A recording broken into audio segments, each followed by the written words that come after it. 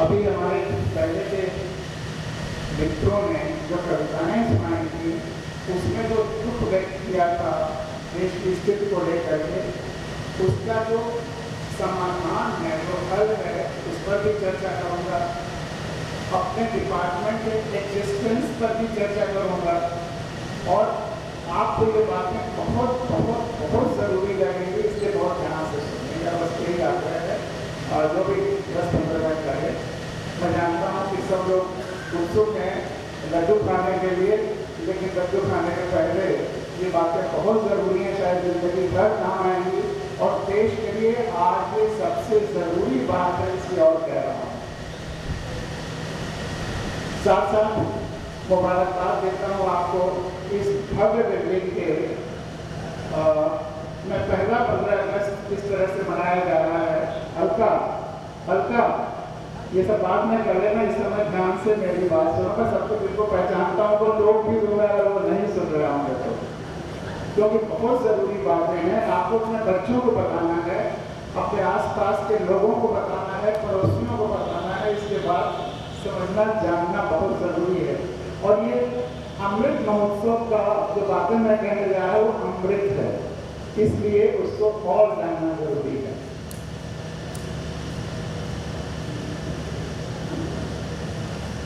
और तो मैंने कहा कि जो थोड़ा सा एडिशन करना है, जो हम महोत्सव मना रहे हैं, हर घर पे तिरंगा हो, लेकिन साथ में हर घर में संविधान हो, हर मन में संविधान हो। संविधान केवल एक किताब नहीं है, वह देश की आत्मा है और सबसे महत्वपूर्ण बात देश की आज़ादी का, लोकतंत्र का दस्तावेज है। अगर सत्ता इस स्क्रीन से हम भारत के लोगों तक आई है, तो अगर कहीं लिखा हुआ है, किसी डॉक्यूमेंट में लिखा हुआ है, तो वो भारत के संविधान में लिखा है और कहीं नहीं।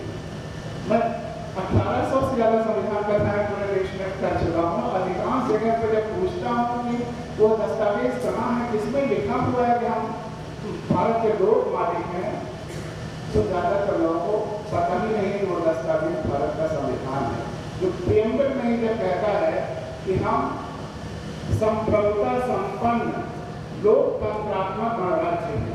यानी कि अब जनता का तंत्र है, जनता से उभरना है व्यवस्था को, और जनता का राज्य है, गणराज्य है।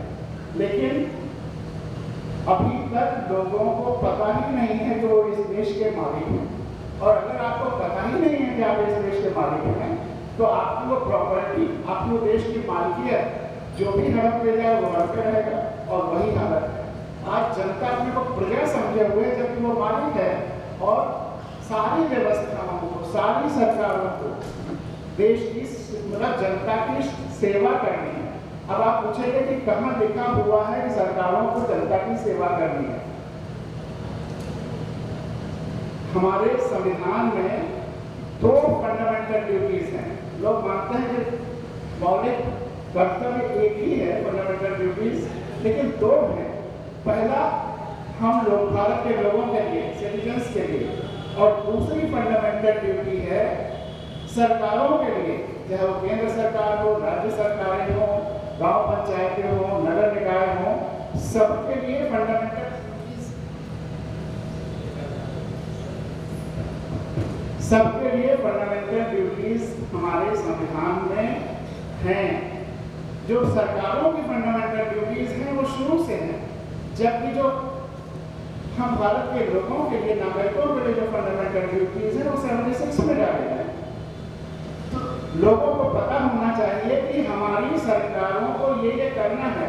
जब तक वो ये जानेंगे नहीं कि हमको सरकारों को क्या क्या करना है, तो फिर वो कैसे सरकारों को अच्छा या बुरा समझेंगे, या आप सरकारों को इन्फोर्स कराएंगे कि ये करिए। और वोट देते समय, जिसके लिए लोगों ने कहा कि लोग वोट लूट ले जाते हैं, वोट देते समय कैसे जानेंगे कि हमको, हमें किस तरह की सरकारें चाहिए, जब वो जानते ही नहीं कि नीति निदेशक तक को ही बताते हैं कि सरकारों को कैसे करना है। और सर नीति निदेशक तत्वों का जो मैंने कहा कि इनकम टैक्स का एग्जिस्टेंस कैसे है, ये भी जान लीजिए। आर्टिकल 38 में क्लियरली आप उसको ध्यान से पढ़िए तो लगता है कि हमारा डिपार्टमेंट तो उसी काम के लिए है, सबसे महत्वपूर्ण डिपार्टमेंट हमारा है। तो मैं आर्टिकल 38 आपके सामने पढ़ता हूँ। The state shall strive to promote the welfare of the people by securing and protecting as effectively as it may be a social order in which justice, social, economic and political set inform all the institutions of the national life। ये 38 का पहला भाग है कि सरकारें social welfare के लिए ही कार्य करेंगी, जो सारे इंस्टीट्यूशन उसी के अनुसार काम करेंगे। और दूसरा तो इनकम टैक्स की जर्नी कह सकते हैं इसको। The states shall in particular strive to minimize the inequalities in income and endeavor to eliminate inequalities in status, facilities and opportunities not only among individuals but also among groups of people residing in different areas of engagement in different particular। मतलब यह है कि सरकारों का ये काम है कि हर तरह की इनइक्वालिटी को सोशल ऑर्डर प्रमोट करने के लिए, हार्मोनी प्रमोट करने के लिए, वेलफेयर प्रमोट करने के लिए हर तरह की इनइक्वालिटी कम करे। इनकम की इनइक्वालिटी, डिफरेंट रीजन्स में रहने वाले लोगों के बीच की इनइक्वालिटी, डिफरेंट ग्रुप्स के बीच इनइक्वालिटी, हर तरह की इनइक्वालिटी को कम करना है। तो इनकम टैक्स एक ऐसा डिपार्टमेंट है जो इस इनइक्वालिटी को तरह तरह से प्रमोट करता है, डिफरेंट रीजन्स के बीच में, डिफरेंट पर्सन सब ग्रुप्स के बीच में। तो इसलिए आप संविधान का सबसे महत्वपूर्ण काम कर रहे हैं, इसलिए ताली हो जाएगी आपको। और हमारे जो टैक्स के एडवोकेट्स और सीएज हैं वो भी इसमें शामिल हैं, हम सबके इस महत्वपूर्ण काम के लिए। अब आते हैं, हमने क्यों कहा कि हर घर में संविधान तिरंगा हो और हर घर में संविधान और हर मन में संविधान हो।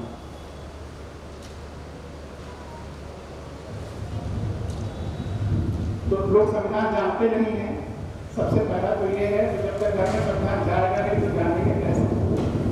और एक चीज आपको ये भी पता होगा कि इस देश में वही कानून चल रहा है, चल सकता है तो जो या तो ये संविधान में जो लिखा हुआ है वही कानून है, और या फिर संविधान सभा में जिन जिन कानूनों, अभी भैया जब मैं कहूँगा तब 5-10 मिनट बाद अभी बात, संविधान सभा ने जिन जिन एक्ट्स को अप्रूव किया था जो वही चल रहे हैं।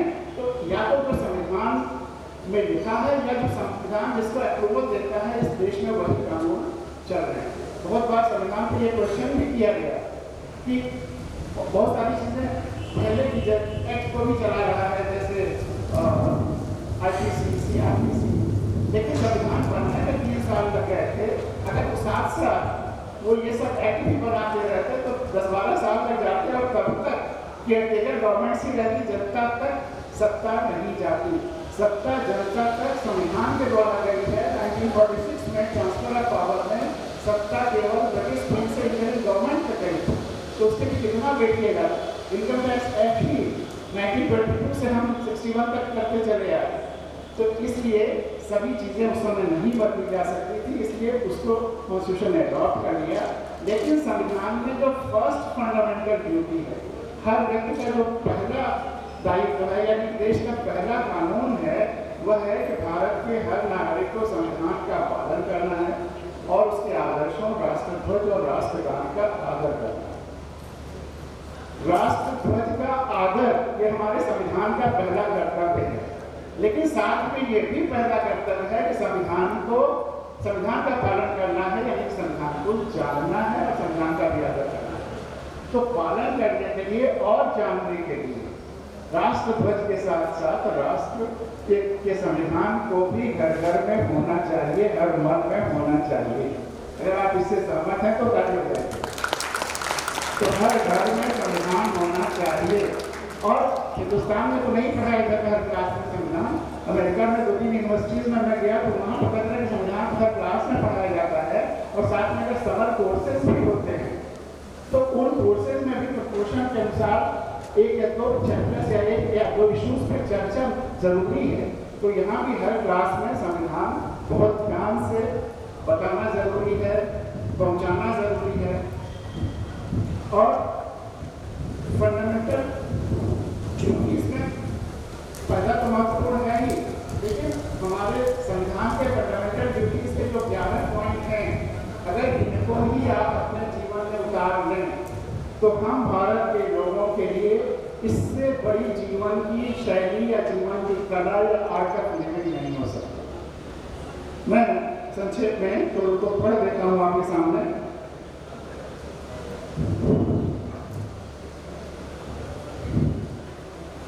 भारत के प्रत्येक नागरिक का यह कर्तव्य होगा कि वह संविधान का पालन करे और उसके आदर्शों, संस्थाओं, राष्ट्रध्वज और राष्ट्रगान का आदर करे। स्वतंत्रता के लिए हमारे राष्ट्रीय आंदोलन को प्रेरित करने वाले उच्च आदर्शों को हृदय में संजोए रखे और उनका पालन करें। भारत की प्रभुता, एकता और अखंडता की रक्षा करें और उसे अक्षुण्ण रखें। देश की रक्षा करें और आह्वान किए जाने पर राष्ट्र की सेवा करें। भारत के सभी लोगों ने आज तक तमाम सारे जो उल्टे सीधे स्टेटमेंट लिए आते हैं, न्यूज चैनल्स करती है, सोशल मीडिया में भी वह संविधान की इस धारा के कैसे कितने उल्टे हो जाते हैं कि भारत के सभी लोगों में समरसता और समान राज्यत्व की भावना का निर्माण करें। जो धर्म, भाषा और प्रदेश या वर्ग पर आधारित सभी भेदभाव से परे हो, ऐसी प्रथाओं का त्याग करें जो स्त्रियों के सम्मान के विरुद्ध हो। अगला है हमारी सामाजिक मिली जुली जो संस्कृति है इतनी पुरानी, उसकी गौरवशाली परंपरा को महत्व समझे और उसका परिरक्षण करे। और नेचर के बारे में हमारा संविधान कहता है प्राकृतिक पर्यावरण की, जिसके अंतर्गत वन, झील, नदी और अन्य वन्य जीव हैं, उनकी रक्षा करे, उनका संरक्षण करे तथा प्राणी मात्र के प्रति दया भाव रखे। जो हमारी पुरानी सनातन संस्कृति है वो संविधान को उतारा हुआ है। लोग कहते हैं कि हमारा संविधान नकल है, बताओ ये किसकी नकल है? बिना पढ़े हुए लोग कमेंट करते हैं कॉन्स्टिट्यूशन पर। मुझे यही आश्चर्य होता है, जितनी कॉन्स्टिट्यूशन पर बहस में मैं गया, बिना पढ़े हुए तमाम सारी बातें बोल देते हैं। जब मैं पूछता हूँ कि एक बार भी आपने दिल से पढ़ा पूरा संविधान, तो फिर चुप। अगला ये देखिए, इससे और महत्वपूर्ण ये हमारी सनातनता को अपने साथ संजोने के बाद आज के परिवेश में हमें कैसे रहना है ये भी बताता है। ये वैज्ञानिक दृष्टिकोण यानी कि साइंटिफिक टेम्पर, जिसमें ट्रुथ असर्ट सबसे महत्वपूर्ण है। वैज्ञानिक दृष्टिकोण मानववाद और ज्ञानार्जन तथा सुधार की भावना का विकास करे।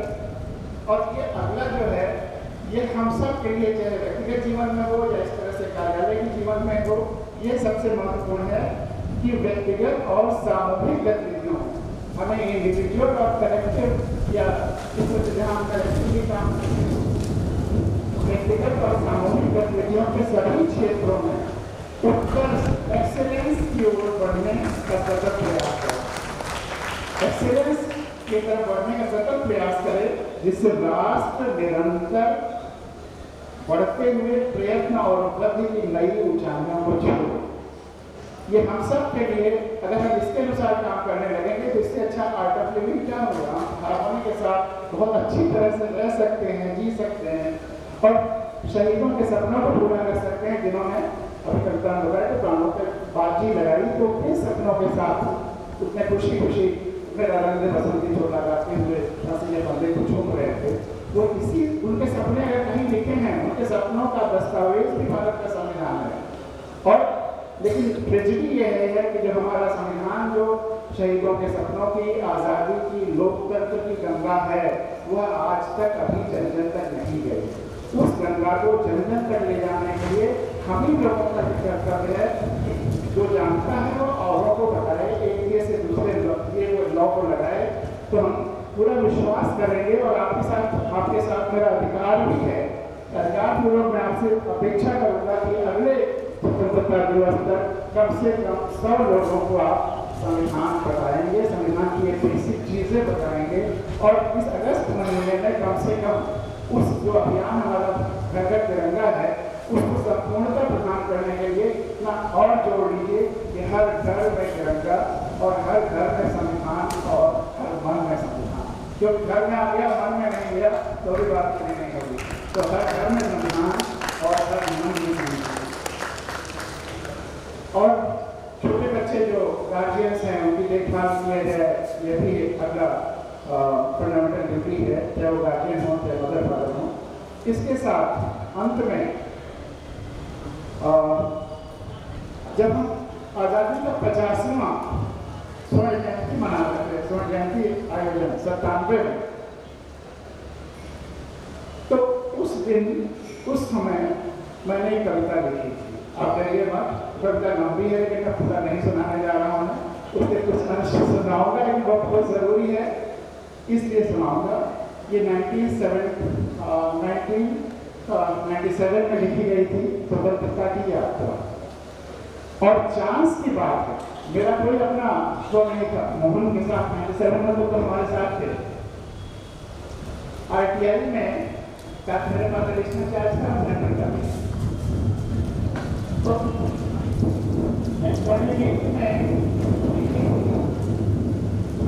तो मैं वहां गया 14 अगस्त की फ्लाइट से मुझे दिल्ली आना था, लेकिन वो फ्लाइट कैंसिल हो गई। चांस की बात है कि कैसे कैसे घटनाएं होती हैं, जो पूरा होगा कि फ्लाइट कैंसिल हो गई, कैमरे के प्रोग्राम सब चेंज हो गए।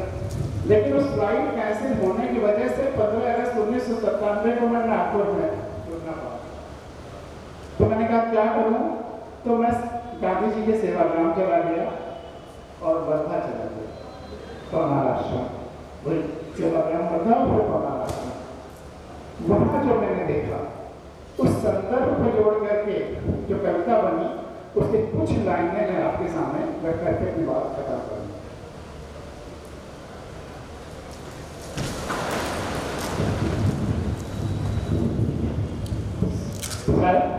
हवाएं की तालियां हो जा रही हैं, उसको अच्छा लगा।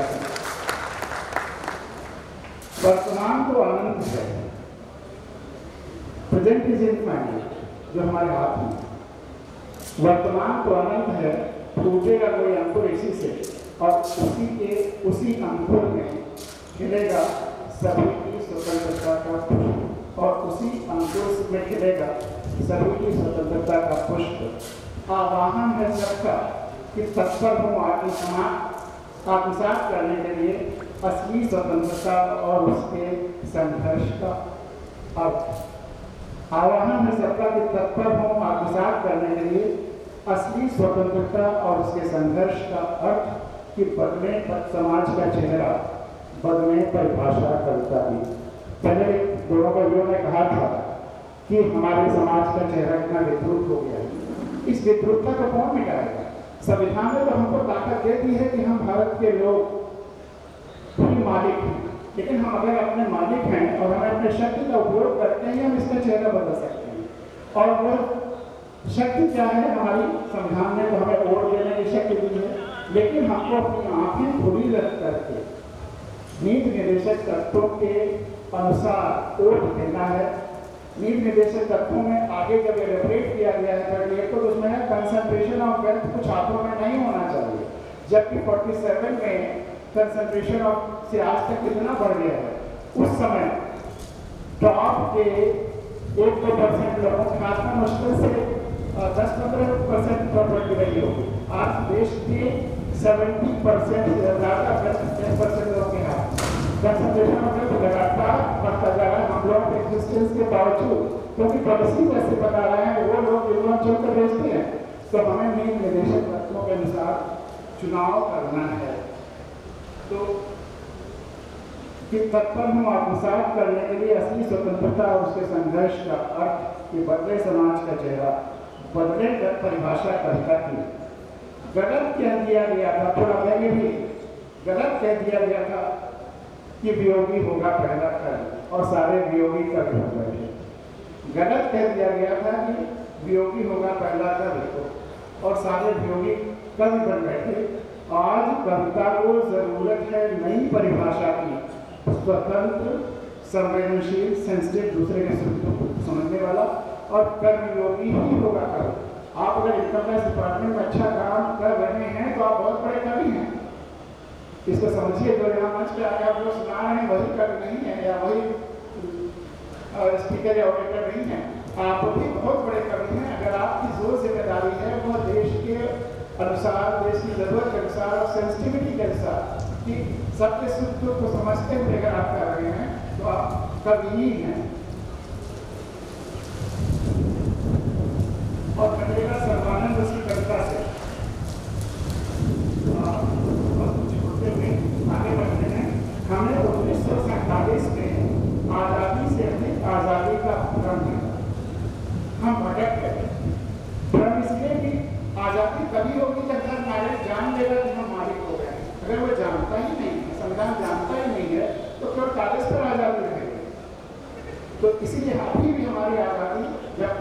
136 करोड़ लोग संविधान जान नहीं जाते हैं, कागज पे वो नहीं उतर रही है, वो भ्रम ही रह रहा है, उस जमीन पर नहीं उतरा, वो भ्रम ही रह रहा है।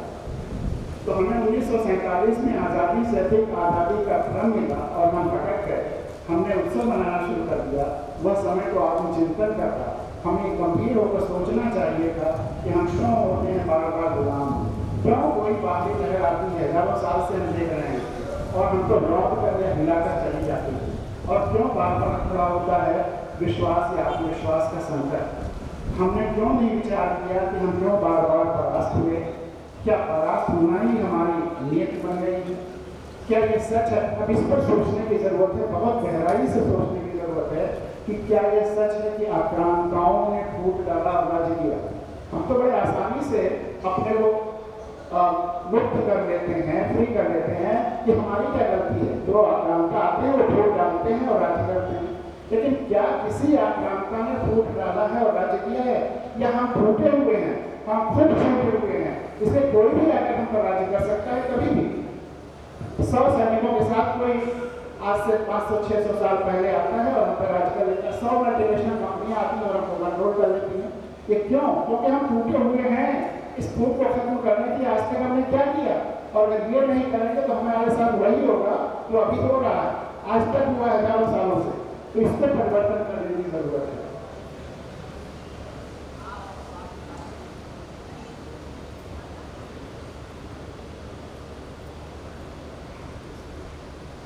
क्या परास्त करना ही हमारी नीयत हो गई?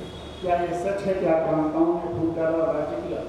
या सच्चाई का पहलू लिख है, सच्चा पहलू है कि हम खुद फूटे हुए थे, या हम यूं ही फूटे ही रहते हैं और इसलिए कोई भी हम पर आकर राज्य कर सकता है। इस फूट को खत्म करने के लिए अब तक किया ही क्या है हमने? सम्यक शिक्षा की कोई व्यवस्था की, शिक्षा इस फूट को दूर कर सकती है। मात्र ये 97 में लिख रहा हूँ, मात्र खुशियाँ मनाने से, उत्सव सजाने से फूटे तो नहीं खत्म हुआ करती। और संविधान वह ग्रंथ है जो इस फूट को खत्म करने का सबसे बड़ी दवाई है। इसलिए लो आ गई आज़ादी की 50वीं सालगिरह, 15 अगस्त 1997। लोगों ने मनाई अथाह खुशियाँ। दिल्ली को सजाया गया दुल्हन की तरह, राज्यों की राजधानियाँ भी खूब सजी, लेकिन उस दिन मैंने देखा बापू के सेवाग्राम को भी और दिल्ली को भी। वीरान पड़ी थी बापू की कुटिया। अब ये उस समय जो अनुभव हुआ बापू की कुटिया में, दिन में वीरान पड़ी थी बापू की कुटिया, तो इंतजार कर रहे थे बापू के चरखे कि कुछ समर्पित हाथ आएँ तो सही और उन्हें तिरस्कार के अंधेरों से निजात दिला सके। उन चरखों और कटुओं की खनक, उनका चलना ही उनकी स्वतंत्रता है। तनिक बापू के प्रार्थना स्थल को देखिए, बापू द्वारा रोपे गए पेड़ की जड़ें भी आधी तो काटी जा चुकी है। कभी सेवाग्राम जाइएगा तो मिलेगा कि एक पेड़ है, आधी जड़ें जिस भी कारण से काटी गई हो, लेकिन फैक्ट यही कि आधी काटी गई है, हो सकता है कीड़े लगे हों। विवश बेचैन मन को देखता है कि जड़ें क्या उनके द्वारा रोपे गए जड़ों की पेड़ की काटी गई हैं, या उनके द्वारा स्थापित विचारों की, उनके द्वारा दी गई नई तालीम का क्या हुआ, उनके उन छात्रों का क्या हुआ, उनकी आंखें ये सपने संजोने से पूरी हो गई। स्वतंत्र देश में नौकरी के लिए उनसे सर्टिफिकेट और डिग्रियाँ मांगी जाने लगी। स्वतंत्रता की स्वर्ण जयंती का जश्न और जुनून सरोवर कर गया दिल्ली को, लेकिन वह छू न पाया बापू की कुटिया को, वह छू न पाया सुदूर गाँव के निश्चल सीमांत किसान और मजदूर को। शोषण जारी है अब भी बेलौस। तो गांधी की कुटिया पे हमारे अलावा कोई नहीं था, अकेला बैठा हुआ था। चांस की बात है वो फ्लाइट कैंसिल होने वहाँ से, और शाम को जब जिस फ्लाइट से दिल्ली आया, मेरा फेरा वाला भी मेरे साथ थी, मैं दोनों बैठे। चांस की बात है कि मैं साइड वाली सीट पर बैठा हुआ था। सारी एयर होस्टेसें जो 3-4 चहल चहल के बता रहे थे जब दिल्ली पहुँचने रहे, सर ये देखिए अब ये भोपाल आ गया है, नीचे वो सजावट देखी है, रोशनी बहुत तेज दिखाई दे रही, देखिए मैं ये देखिए ये चांदनी चौक है, ये रास्ता कौन है, ये सब कौन है, बड़े खुशी खुशी दिखा रही थी। तो मुझे वो चमकती हुई राजधानियाँ दिख रही थी और वह वीरान बापों की कुटिया दिख रही थी। तो हमें अपनी साधना जारी रखनी है, सोचना है, हमें उत्सव नहीं मनाना है, बल्कि अपने मन को तैयार करना है कि हम देश को भविष्य की जनरेशन के लिए और आपके जनरेशन के लिए भी बेहतर बना करके दें। सब छोड़ते हुए मैं लगता आप लोगों को अगर आप चाहेंगे तो मैं पीडीएफ पे भेज दूँगा।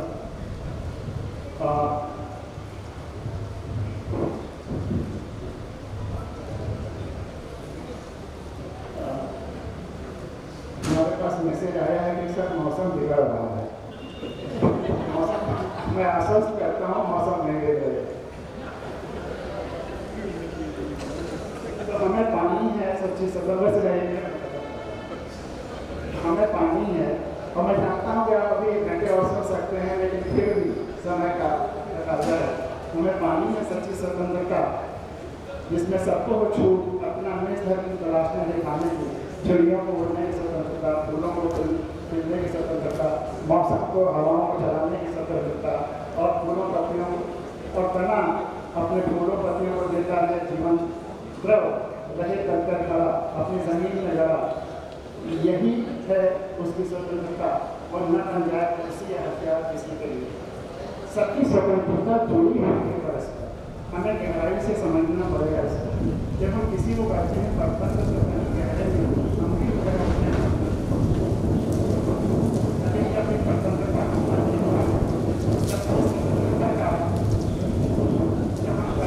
एहसास तो वही होगा स्वतंत्रता का महापर्व। अभी हमारा जनतंत्र भी कहाँ है स्वतंत्र, वह तो झगड़ा ही रहता है किन्हीं न किन्हीं वादों में, नारों में, बुलाओं में, जिसकी चर्चा हमारे पहले के कभी कहा था। तो उनको तभी हो सकेगा स्वतंत्र जब हम संविधान जान लेंगे और प्रत्याशी वोट मांगने नहीं जाएगा, बल्कि जनता सही व्यक्ति के पास जाएगी और विनती करेगी कि आप हमारे प्रतिनिधि होना स्वीकार है। वही हमारी स्वतंत्रता का महापर्व होगा कि जब प्रत्याशी वोट मांगने नहीं आएगा, बल्कि जनता सही व्यक्ति के पास जाकर विनती करेगी कि आप हमारे प्रतिनिधि होना स्वीकार है। क्योंकि नीति निर्देशक तत्वों के अनुसार आपको हमने देखा है, आपकी सेवा को देखा है, आप ही हमारे सही प्रतिनिधि होने लायक हैं। और हर चुनाव में, चाहे विधानसभा का, चाहे लोकसभा का, चाहे छोटे तबके दूसरी सरकारों का, ग्राउंड लेवल पर चलते चलते बस एक बात कि आपको शायद नहीं पता होगा, गांव पंचायतों में जो right to recall Jayaprakash Narayan मांग रहे थे 73वें अमेंडमेंट के बाद, वो दे दिया गया है। और चुनाव कैसे होना चाहिए और हम किस तरह के प्रतिनिधि चुनते हैं, यह अब प्रोविजन में आ गया है कि साल में कम से कम 2 बार सारे गांव के लोगों की मीटिंग होनी चाहिए और सारे 29 विषय जो संविधान में दे दिए गए हैं उनका फैसला सारे गांव के लोगों को करना है। प्रधान कोई डिसीजन मेकर नहीं है, वो केवल इम्प्लीमेंटर है, फैसिलिटेटर है। सारे फैसले गांव के लोगों को करने हैं। अगर बीच में और कोई मुद्दा आ गया जिस पर फैसला करना है तो फिर मीटिंग बुला लो, लेकिन सारे फैसले गांव के लोगों को कर रहे हैं। ये हमारे 73वें संविधान संशोधन के बाद आ गया है नियम में। तो दरअसल जब हमारी संप्रभुता हम भारत के लोगों का है, तो सारे फैसले हम भारत के लोगों को करना है। विधानसभा गांव पंचायतों में हम सारे गांव के लोग एक साथ बैठ सकते हैं, इसलिए वहाँ वो प्रैक्टिकल कर दिया गया, प्रैक्टिकल है। विधानसभा और लोकसभा में सारे लोग, सारे उस विधानसभा या लोकसभा के लोग एक साथ नहीं बैठ सकते, इसलिए वहाँ पे हमको अपने प्रतिनिधि चुनने हैं जो हमारी आवाज़ को, अगर हम वहाँ बैठते तो क्या बोलते, हमारी आवाज़ को वहाँ पहुँचाएं। वो हमारी आवाज़ को विधानसभा या लोकसभा में पहुँचाने के केवल मात्र सेवक है, इससे ज़्यादा कुछ नहीं। चाहे किसी भी विषय पर उठते समय या बहस करते समय, लेकिन जब संविधान जानकर हम ऐसे लोगों को चुनेंगे जो हमारी आवाज़ वहाँ पहुँचाएंगे तो सब कुछ बदल जाएगा। हम वाकई नियंत्रण में आ जाएंगे और देश संप्रभुता संपन्न लोकतांत्रिक गणराज्य बन जाएगा। इन्हीं शुभकामनाओं के साथ आपको बहुत बहुत झील, नदी और अन्य वन्य जीव हैं, उनकी रक्षा करें, उनका समर्थन करें तथा प्राणी मार्ग प्रति दया भाव रखें। जो हमारी पुरानी सनातन संस्कृति है वो संविधान को उतारा हुआ है। लोग कहते हैं कि हमारा संविधान नकल है, बताओ ये किसकी नकल है? बिना पढ़े हुए लोग कमेंट करते हैं कॉन्स्टिट्यूशन पर। मुझे यही आश्चर्य होता है, जितनी कॉन्स्टिट्यूशन पर बहस करने गया बिना पढ़े हुए तमाम सारी बातें बोल देते हैं। जब मैं पूछता हूँ कि एक बार भी आपने दिल से पढ़ा पूरा संविधान, तो फिर चुप।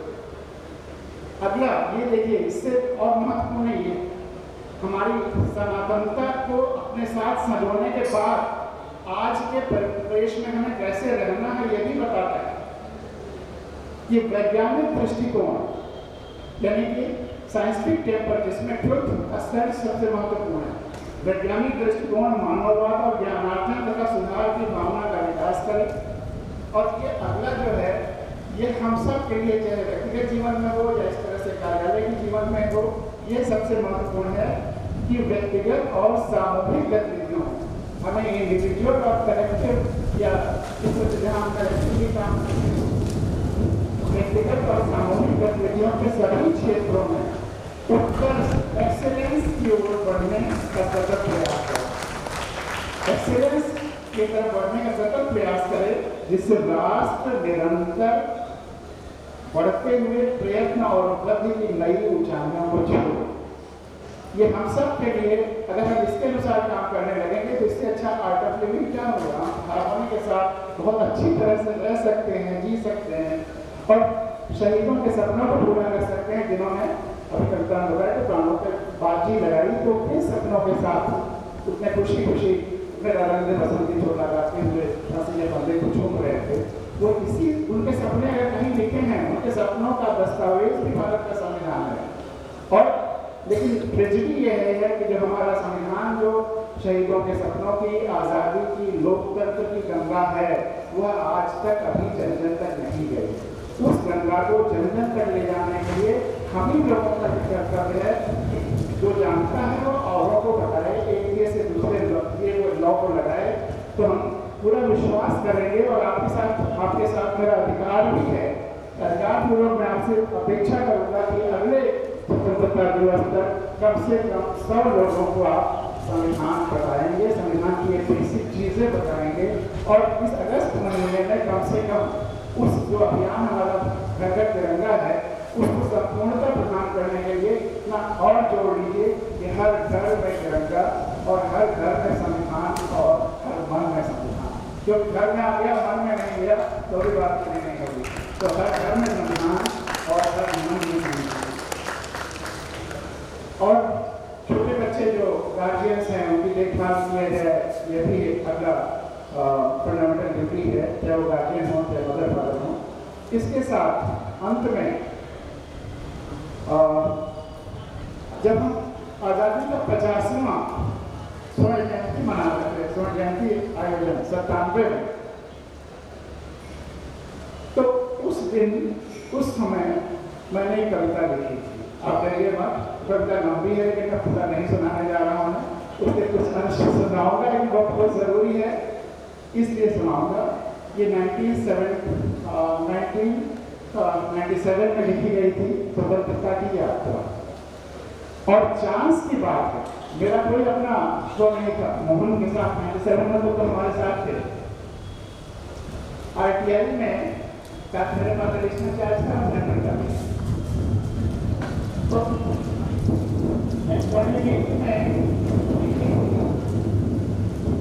तो मैं वहां गया था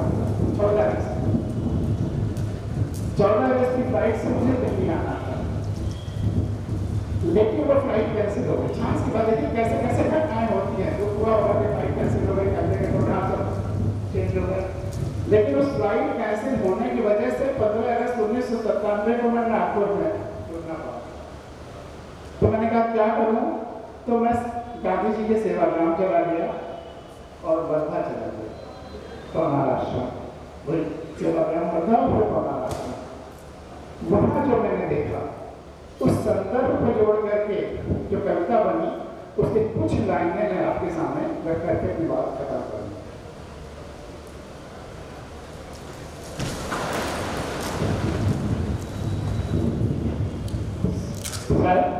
हवाएं की तालियां हो जा रही हैं, उसको अच्छा लगा। वर्तमान तो अनंत है, प्रेजेंट इज इनफाइनाइट, जो हमारे हाथ में।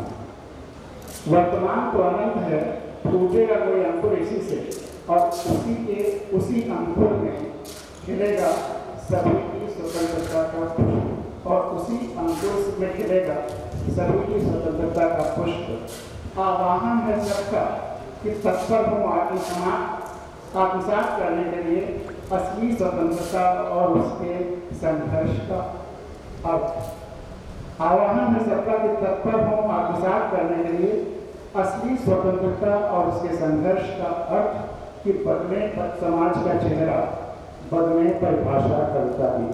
पहले दोनों कवियों ने कहा था कि हमारे समाज का चेहरा इतना विद्रुत हो गया है, इस विद्रुतता को कौन मिटाएगा? संविधान ने तो हमको ताकत दे दी है कि हम भारत के लोग ही मालिक हैं, लेकिन हम अगर अपने मालिक हैं और हमें अपने शक्ति का उपयोग करते हैं, हम इसका चेहरा बदल सकते हैं। और वो शक्ति क्या है? हमारी संविधान ने तो हमें वोट देने की शक्ति दी है, लेकिन हमको अपनी आंखें खुली रख करके नीति निर्देशक तत्वों के अनुसार वोट देना है। नीति निर्देशक तत्वों में आगे जब एलोबरेट किया गया है तो उसमें है कंसंट्रेशन ऑफ वेल्थ कुछ हाथों में नहीं होना चाहिए, जबकि 47 में कंसंट्रेशन ऑफ से आज तक कितना बढ़ गया है। उस समय टॉप के 1-2% लोगों के हाथ में मुश्किल से 10-15% प्रॉपर्टी रही होगी। आज देश के 70% से ज़्यादा 10% लोगों के हाथ कंसंट्रेशन ऑफ वेल्थ लगातार बढ़ता जा रहा है हम लोगों के एग्जिस्टेंस के बावजूद, क्योंकि पॉलिसी ऐसे बता रहे हैं वो लोग जो चलकर भेजते हैं। तो हमें नीति निर्देशक तत्वों के अनुसार चुनाव करना है। तो कि तत्पर हूँ आत्मसात करने के लिए असली स्वतंत्रता और उसके संघर्ष का अर्थ, कि बदले समाज का चेहरा, बदले परिभाषा कविता की। गलत कह दिया गया था, थोड़ा पहले भी गलत कह दिया गया था कि वियोगी होगा पहला कल और सारे वियोगी कवि हो गए। गलत कह दिया गया था कि वियोगी होगा पहला कवि और सारे वियोगी कवि बन बैठे। आज कविता को जरूरत है नई परिभाषा की, स्वतंत्र, संवेदनशील, सेंसिटिव, दूसरे के सुख को समझने वाला, और कर्मयोगी ही होगा कवि। आप अगर इनकम टैक्स डिपार्टमेंट में अच्छा काम कर रहे हैं तो आप बहुत बड़े कवि हैं। इसको समझिए, जो यहाँ मंच पे आके आप लोग सुना रहे हैं वही कवि नहीं है, या वही स्पीकर या ऑडिटर नहीं है, आप भी बहुत बड़े कवि हैं। अगर आपकी जो जिम्मेदारी है वो देश के अनुसार, देश की जरूरत के अनुसार और सेंसिटिविटी के अनुसार, कि सबके सुख दुख को समझते हुए अगर आप कर रहे हैं तो आप कवि ही हैं। और बनेगा सर्वानंद उसकी कविता से आगे बढ़ते हैं। हमने 1947 में आज़ादी से अधिक आज़ादी का भ्रम किया, हम भटक गए। भ्रम इसलिए कि आज़ादी तभी होगी जब हर नागरिक जान लेगा कि हम मालिक हो गए। अगर वो जानता ही नहीं है, संविधान जानता ही नहीं है, तो केवल कागज पर आज़ादी रहेगी। तो इसीलिए अभी भी हमारी आज़ादी, जब तक 136 करोड़ लोग संविधान जान नहीं जाते हैं, कागज पर वो नहीं उतर रही है, वो भ्रम ही रह रहा है। तो सर जमीन पर नहीं उतरा, वो भ्रम ही रह रहा है। तो हमें 1947 में आज़ादी से अधिक आज़ादी का भ्रम मिला और हम भटक गए। हमने उत्सव मनाना शुरू कर दिया। वह समय तो आत्मचिंतन का था। हमें गंभीर होकर सोचना चाहिए था कि हम क्यों होते हैं बार बार गुलाम, क्यों कोई बातें नजर आती है, हजारों साल से हम देख रहे हैं और हम तो ड्रॉप करके हिलाकर चली जाती है, और क्यों बार बार खड़ा होता है विश्वास या आत्मविश्वास का संकट। हमने क्यों नहीं विचार किया कि हम क्यों बार बार परास्त हुए? क्या परास्त होना ही हमारी नीयत बन गई है? क्या ये सच है? अब इस पर सोचने की जरूरत है, बहुत गहराई से सोचने की जरूरत है कि क्या ये सच है कि आक्रांताओं ने फूट डाला और राज किया? हम तो बड़े आसानी से अपने को मुक्त कर लेते हैं, फ्री कर लेते हैं कि हमारी क्या गलती है। जो आक्रांता आते हैं वो फूट डालते हैं और राज करते हैं, लेकिन क्या किसी आक्रांता ने फूट डाला है और राज्य किया है? या हम फूटे हुए हैं, हम खुद फूटे हुए हैं, इसलिए कोई भी आकर हम पर राज्य कर सकता है कभी भी। 100 सैनिकों के साथ कोई आज से 500-600 साल पहले आता है और हम पर राज्य कर लेता है। 100 मल्टीनेशनल कंपनियां आती हैं और हमको कंट्रोल कर लेती हैं। ये क्यों? क्योंकि हम फूटे हुए हैं। इस फूट को खत्म करने की आज तक हमने क्या किया? और अगर ये नहीं करेंगे तो हमारे साथ वही होगा जो अभी हो रहा है, आज तक हुआ है हजारों सालों से। तो इस पर परिवर्तन करने की जरूरत है।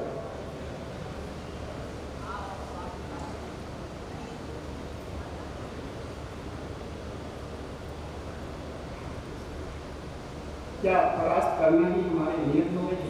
क्या ये सच है कि आक्रांताओं ने फूट डाला और राज्य किया? या सच्चाई का पहलू ये है, सच्चा पहलू है कि हम खुद फूटे हुए थे, या हम यूं ही फूटे फूटे ही रहते हैं और इसलिए कोई भी हम पर आकर राज्य कर सकता है? इस फूट को खत्म करने के लिए अब तक किया ही क्या है हमने? सम्यक शिक्षा की कोई व्यवस्था की शिक्षा इस फूट को दूर कर सकती है। मात्र खुशी, ये 97 में लिख रहा हूँ, मात्र खुशियाँ मनाने से, उत्सव सजाने से फूटे तो नहीं खत्म हुआ करती। और संविधान वह ग्रंथ है जो इस फूट को खत्म करने का सबसे बड़ी दवाई है।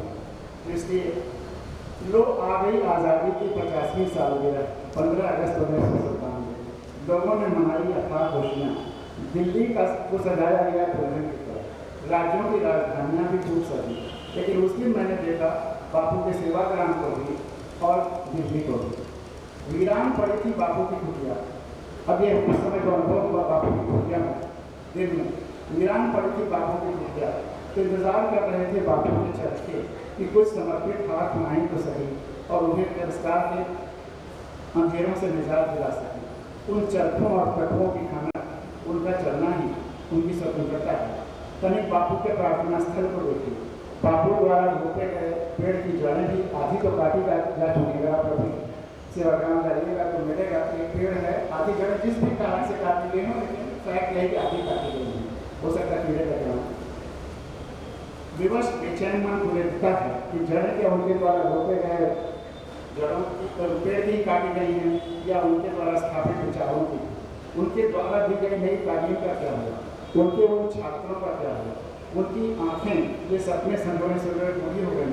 स्वतंत्र देश में नौकरी के लिए उनसे सर्टिफिकेट और डिग्रियाँ मांगी जाने लगी। स्वतंत्रता की स्वर्ण जयंती का जश्न और जुनून सरोवर कर गया दिल्ली को, लेकिन वह छू न पाया बापू की कुटिया को, वह छू न पाया सुदूर गाँव के निश्चल श्रीमान किसान और मजदूर को।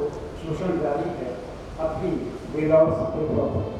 तो गांधी की कुटिया पे हमारे अलावा कोई नहीं था, घेरा बैठा हुआ था। चांस की बात है वो सारे कैंसिल होने वहाँ से। और शाम को जब जिस फ्लाइट से दिल्ली आया, मतलब केरावाला भी मेरे साथ थी, मैं दोनों बैठे, चांस की बात है कि मैं सारी वाली सीट पर बैठा हुआ था। सारी एयर होस्टेसें जो 3-4 चहल चहल के बता रही थी जब दिल्ली पहुँचने लगे, सर ये देखिए अब ये भोपाल आ गया है, नीचे वो सजावट देखिए, रोशनी बहुत तेज दिखाई दे रही, दिल्ली में ये देखिए ये चांदनी चौक है, ये रास्ता कौन है, ये कौन है, बड़े खुशी खुशी दिखा रही थी। तो मुझे वो चमकती हुई राजधानियाँ दिख रही थी और वह वीरान बातों की दुनिया दिख रही थी। तो हमें अपनी साधना जारी रखनी है, सोचना है, हमें उत्सव नहीं मनाना है, बल्कि अपने मन को तैयार करना है कि हम देश को भविष्य की जनरेशन के लिए और अपने जनरेशन के लिए भी बेहतर बना करके जाए। सब छोड़ते हुए मैं कहता आप लोगों को, अगर आप चाहेंगे तो मैं इंजीनियर पर भेज दूँगा।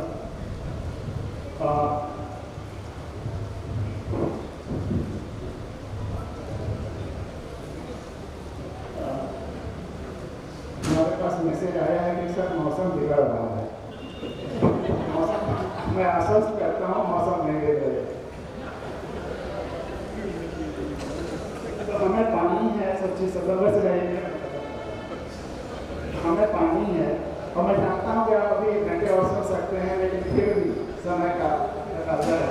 हमें पानी में सच्ची स्वतंत्रता, जिसमें सबको हो छूट अपना अपने धर्म तलाशने दिखाने की, चिड़ियों को उड़ने की स्वतंत्रता, फूलों को खिलने की स्वतंत्रता, मौसम को हवाओं को चलाने की स्वतंत्रता, और फूलों पत्तियों और तना अपने फूलों पत्तियों को देता है जीवन, द्रव रहे तंत्र खड़ा अपनी जमीन में जड़ा, यही है उसकी स्वतंत्रता।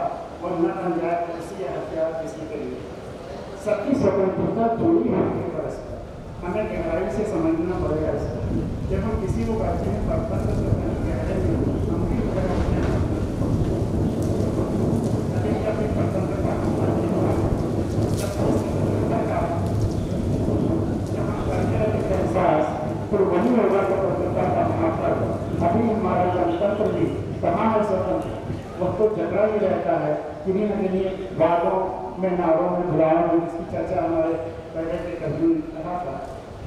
तो उनको तभी हो सकेगा स्वतंत्र जब हम संविधान जान लेंगे और प्रत्याशी वोट मांगने नहीं जाएगा, बल्कि जनता सही व्यक्ति के पास जाएगी और विनती करेगी कि आप हमारे प्रतिनिधि होना स्वीकार है।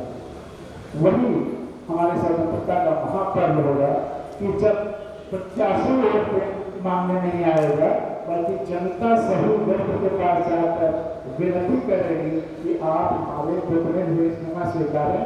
क्योंकि नीति निर्देशक तत्वों के अनुसार आपको हमने देखा है, आपकी सेवा को देखा है, आप ही हमारे सही प्रतिनिधि होने लायक हैं। और हर चुनाव में, चाहे विधानसभा का, चाहे लोकसभा का, चाहे छोटे तबके दूसरी सरकारों का, ग्राउंड लेवल पर चलते चलते बस एक बात कि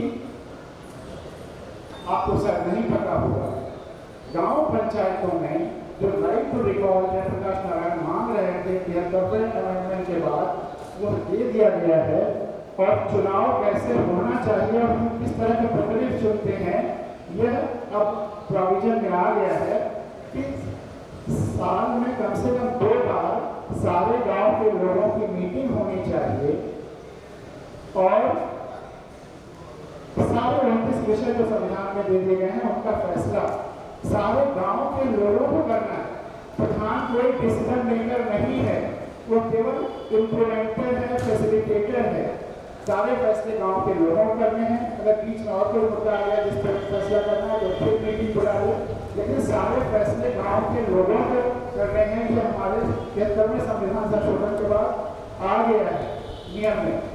तो दरअसल जब हमारी संप्रभुता हम भारत के लोगों का है, तो सारे फैसले हम भारत के लोगों को करना है। विधानसभा गांव पंचायतों में हम सारे गांव के लोग एक साथ बैठ सकते हैं, इसलिए वहाँ वो प्रावधान कर दिया गया, प्रक्रिया है। विधानसभा और लोकसभा में सारे लोग, सारे उस विधानसभा या लोकसभा के लोग एक साथ नहीं बैठ सकते, इसलिए वहाँ पे हमको अपने प्रतिनिधि चुनने हैं जो हमारी आवाज़ को, अगर हम वहाँ बैठते तो क्या बोलते, हमारी आवाज़ को वहाँ पहुँचाएं। वो हमारी आवाज़ को विधानसभा या लोकसभा में पहुँचाने के केवल मात्र सेवक है, इससे ज़्यादा कुछ नहीं। चाहे किसी भी विषय पर उठने समय या बहस करते समय, लेकिन जब संविधान जानकर हम ऐसे लोगों को चुनेंगे जो हमारी आवाज़ वहाँ पहुँचाएंगे तो सब कुछ बदल जाएगा।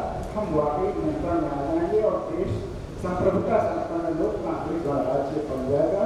इन्हीं शुभकामनाओं के साथ आपको बहुत बहुत